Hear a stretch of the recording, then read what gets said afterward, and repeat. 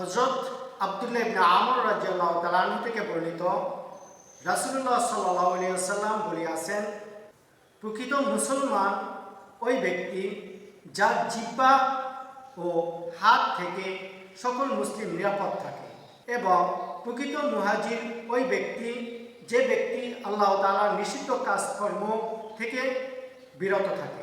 ইসলাম থেকে মুসলিম শব্দটি নির্গত, যার অর্থের মধ্যে শান্তি নিহিত রয়েছে। সুতরাং যদি কোনো ব্যক্তির দ্বারা অন্যের অশান্তির সৃষ্টি হয়, যদি কোনো মানুষ অপরের অনিষ্ট সাধন করে, তবে তাকে মুসলিম বলা যায় না।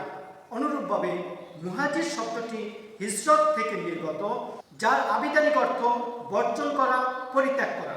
সুতরাং যদি কোনো ব্যক্তি আল্লাহ তাআলার নিষিদ্ধ বস্তু পরিত্যাগ না করে, বর্জন করতে না পারে, তবে তাকেও প্রকৃত মুহাজির বলা যাবে না।